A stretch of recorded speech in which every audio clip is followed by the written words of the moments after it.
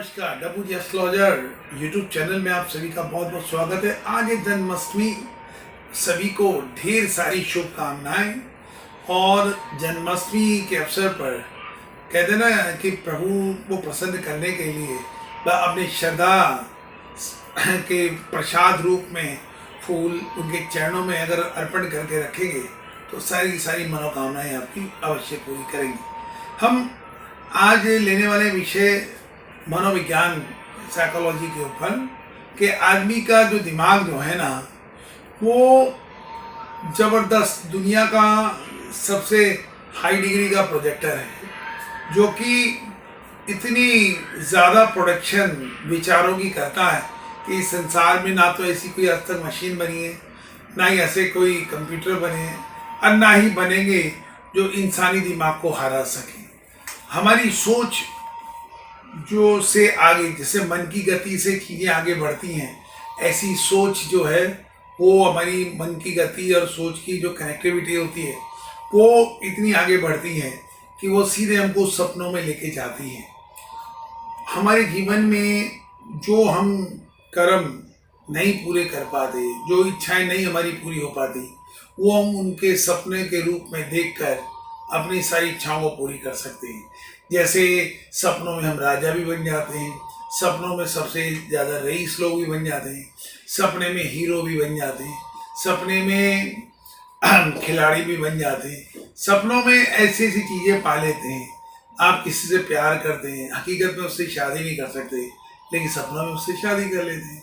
आप अपने जीवन के अंदर जो चीज़ नहीं कर पास, जो सक्षम नहीं है, आपको बाहर विदेश जाना है, नहीं जा पाते, हवाई जहाज में घूमना नहीं घूम पाते, या ऐसे ढेर सारी चीज़ें जो हैं वो जो नहीं कर पाते, वो हमारा दिमाग ख्वाबों में हमारी सारी इच्छाएं पूरी कर देता है। कहते हैं ना, किसी बात को अगर सोच के सोएं तो वही सपने कभी कभी इंसान को दिखने शुरू हो जाते हैं। कहते हैं ना कि जीवन में हर जो एक नींद है सोने से पहले, और हर टेक ऑफ है वो एक जीवन का अंत होता है, और हर सुबह एक नए जीवन की शुरुआत। दिन खत्म तो जीवन खत्म। आप निद्रा में लीन हुए, आप कभी भी किसी सोते हुए व्यक्ति को देखेंगे एकदम मृत प्राय लगता है, लेकिन जब वो जागता है उसको एक नया जीवन मिलता है। कौन जानता है कि सो के आप उठेंगे नहीं। कितने ऐसे केसेस देखते हैं कि अरे रात को सोया था, उठ नहीं पाया, सवेरे सोता ही रह गया। तो ये क्यों होता है, ये इस रहस्य पे से मैं आज पर्दा हटाने वाला हूँ कि जो लोग सोते सोते अपने प्राण दे देते हैं, उनके रीज़न क्या होते हैं। उनका रीज़न ये है कि जब हम सोते हैं तो हमारी आत्मा हमारे शरीर से बाहर होती है। वो दुनिया के जो 700-800 करोड़ लोग हैं वो सबके साथ होती है, खाली एक व्यक्ति के साथ नहीं होते। जो प्राणी सपने देखता है उसके साथ जरूर होती है।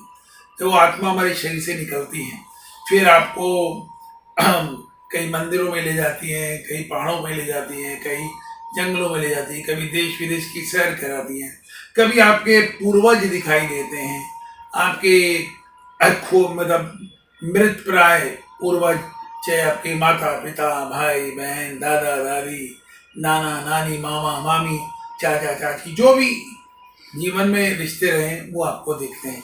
आपकी आत्मा उन सबसे मिलती है जिनसे आप हकीकत में मिलना संभव नहीं होता, और वो कार्य जो आप हकीकत में नहीं कर सकते वो आपकी आत्मा आपके सपनों में जाके, जो विज़न है, ड्रीम विज़न, उसमें जाके वो कराती है।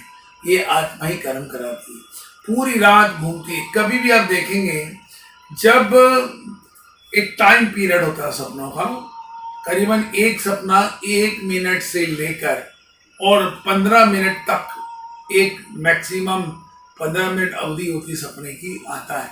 और जैसे ही आपका सपना पूरा हुआ, एकदम नींद खुलती झटके के साथ। क्यों खुलती है? वो आत्मा आपके शरीर में वापस प्रवेश करती है, शरीर में एकदम ऐसे दम देने से, और वो एकदम से उछलते हैं और एकदम पसीने पसीने हो जाते हैं।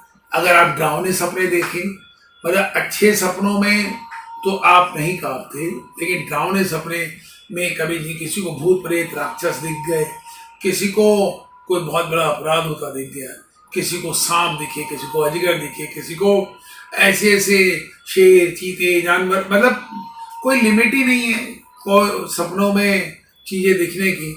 और फिर अगर उनमें आप डर गए तो जब आप नींद खुलती है तो एकदम पसीनों से, ओ माय गॉड ये क्या हुआ, एकदम पसीने पसीने। तो वही चीजें आपको उन सपनों में दिखाई देती है और आपकी आत्मा एकदम इमीडिएटली आपके शरीर में वो प्रवेश करती है और आपकी आंखें खोलती है। अगर बाय चांस कर्म या आपके जीवन का पेट्रोल उतना नहीं होता कि आपकी आत्मा आपके शरीर में प्रवेश न कर पाए कुछ रीजन से, या जो उसकी टाइमिंग गलत हो जाए, क्योंकि एक बात बताएं, कहते हैं कि सोते हुए व्यक्ति को जल्दी से जगाना नहीं चाहिए। वो इसलिए नहीं जगाना चाहिए क्योंकि आप जिस कंडीशन में पड़े होते हैं, उस कंडीशन में जिस मार्ग से वो आत्मा निकल के गई उसी मार्ग से वापस आती है। अगर मार्ग, क्योंकि 98% लोग सोते वक्त हिलते नहीं और ना ही उनको कोई हिलाता है, लेकिन कर्म 2% लोग की जो आत्मा निकल के गई और जैसे उस मार्ग से आई फिर उसको उसके शरीर, उसके जो कक्ष है जिसमें वो रहती है हमारे ब्रेन में, मैं मित्रों बता दूं, आत्मा का रहने का जो स्थान है शरीर में वो हमारे सर के बीचों बीच होता है। यहाँ हमारी आत्मा निवास करती है, जिसको हम सेंट्रल पोर्शन बोलते हैं। कहते हैं ना कि जब दाह संस्कार करते हैं किसी भी प्राणी का, तो उसका जो पुत्र होता है या जो भी सगा संबंधी होता है वो डंडा मारता सर में ठाक, और एकदम खोपड़ी फट से फटती है और वो आत्माराम सर निकलता है। तब असली मृत्यु इंसान की तब होती है और उससे मुक्ति मिलने के बाद तब वो आत्मा परमात्मा में लीन हो जाती है। एक बात मैं और बता दूं कि आपके जीवन के अंदर बहुत सारी चीजें हैं कि एक सोच है इंसान की कि जितना समय ईश्वर ने दिया उससे पहले कोई ना मरता है ना ही उसके साथ कुछ होता है।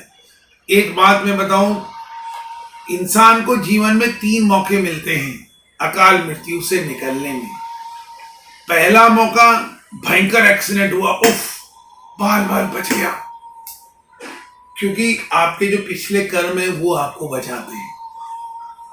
भगवान ने जो दुनिया में भेजने से पहले आपको एक समय फिक्स किया है, और वो फिक्स समय क्या है कि मान लीजिए 80 साल 6 महीने, अगर आप 48 साल में 49 साल में निकल गए तो बाकी समय आपको आत्मा के भटकाव के रूप में इस दुनिया में काटना पड़ेगा। उन लोगों की कभी मुक्ति नहीं होती जो समय से पहले चले जाते। कैसे चले जाते हैं? एक्सीडेंट से मर जाते हैं या किसी और चीज से मर जाते हैं। जो लोगों का एहसास होता है मरने के बाद कि निकल गए, बहुत से लोग दिखते हैं, बहुत से लोग नहीं दिखते, वो रास्ता भटक जाते हैं, उनकी आत्माएं रास्ता भटक जाती है। वो कहाँ जाएं, क्या ना करें, और क्या करें और क्या ना करें। इंसान को, क्योंकि इंसान के अपने हाथ में मृत्यु, जन्म, विवाह ये तो कभी थे ही नहीं, क्योंकि भगवान की मर्जी के बगैर ना इंसान मर सकता है ना जी सकता है। अगर उसने आपको जीवन और सांसें दी हैं तो उन्हें कोई छीन नहीं सकता। लोग कहते हैं ना। दूसरी घटना, भयंकर कहीं आग लगी, बिल्डिंग गिरी, या कोई ऊपर से गिर के बिल्कुल बच गया। जैसे एक बार की घटना है दरियागंज दिल्ली में, एक बच्चा छत के ऊपर पतंग लूटने की कोशिश कर रहा था।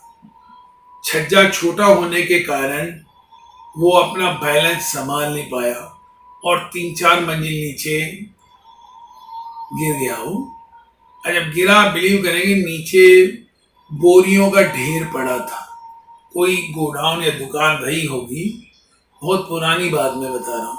वो बच्चा उन बोरियों के ढेर पे गिरा और कपड़े झाड़ के उठ के सारी दुनिया देखने लगी कि मर गया होगा, लेकिन नहीं। ऐसी एक और घटना घटी। एक छोटा बच्चा, ये तो अभी हाल ही में खबर आई कि ऊपर चाइना में 4 मंजिल से गिरा, तो एक वहाँ बच्चा, वहाँ पे जो लोग खड़े थे, भागा, उनने लपक लिए। उनके जीवन थे, बच गए। और जिनके जीवन नहीं होते, 2 पैड़ियों से बंदा फिसला और खत्म हो गया। हल्का स्कूटी से गिरा। लोगों के इतने भयानक एक्सीडेंट होते हैं, नहीं मरते। और जो लोग, अब वो जो प्लेन क्रैश में लोग बच जाते हैं, और लोग जरा से सीढ़ियों के 2 पैड़ियां फिसलने से मर जाते हैं। ये क्या है? ये है कि अगर आप अपने अच्छे कर्म जारी रखें, धर्म कर्म जारी रखें, अपना ईश्वर का मनन जारी रखें, तो आप उन सारे अकाल मृत्युओं के योग से निकलते चले जाते। पंडित लोग, उपाय करने वाले, समाधान करने वाले लोग जाते हैं कि ओफ, आप पे फला संकट आने वाला है, तो आप एक काम करें, ये समाधान करा लें और वो समाधान करा लें, 25,000, 50,000। तो आप लोग समझते हैं कि शायद आपको ठग लिया उसने, लेकिन ये बहुत बड़ी बेवकूफ़ी है ऐसा समझना। क्योंकि सचमुच में वो मुसीबत आप पे अगर आने वाली है, तो एक से अधिक लोगों के मुंह से वो बात आप जरूर सुनेंगे। अगर वो सुना और आपने समाधान नहीं किया और वो घटना घट गई, तो आप उस दिन को कोसते रह जाते हैं। मैं अपने बारे में बताता हूं आपको। मेरी आंखें जाने से पहले, बहुत बरस पहले, कोई 2 व्यक्ति आए थे, और देखते ही मेरी माता वहीं खड़े थी। 2 साधु टाइप लोग थे। वो बोले कि इनकी आंखों को क्या हुआ। वो बोलते हैं कि ये, उस टाइम मेरे ख्याल में 7th या 8th क्लास में पढ़ता हूँगा। वो मेरे को देख के बोलते हैं, ये किसका बच्चा है? मेरी माता बोली, ये मेरा बेटा है। कह रही है ब्लाइंड हो जाएगा। बड़ा गुस्सा आया। मैंने कहा क्यों बोल रहा है भैया? फिर भैया बोले कोई उपाय बता दे कि ऐसा क्यों होगा। तो उसने उपाय बताए कि शमशान में जाइए, ये उपाय करें, वो उपाय करें। तो हमने कहा भाई तुम ही कर दो। बोले इतने पैसे? मैंने हाय राम, तू तो बहुत पैसे मांग रहा है। तो ऐसे करके वो समय निकलता गया। समय आया, आंखों को चोट लगी और सब खत्म। तो मैं कहने का मतलब है कि अगर आप समय की पुकार को सुने और जो भी आपको मार्ग बताए, लालच स्वार्थ ना करें। कोई भी प्राणी आपके कष्ट लेता है। आप एक बात ये समझ लें कि पैसा तो आप पे कभी भी टिकने वाला है नहीं जिंदगी के अंदर। जो आप चीज सोचते हैं ना, वो लाइफ के अंदर हर आदमी की कोशिश रहती है कि अच्छा पैसा हो, अच्छा बिजनेस हो, अच्छा काम हो, अच्छा ये हो। चाहता तो सब है, लेकिन उसके लिए एफर्ट्स नहीं करना चाहता। कोई जो मार्ग बताएगा उस पर चलना नहीं चाहेगा।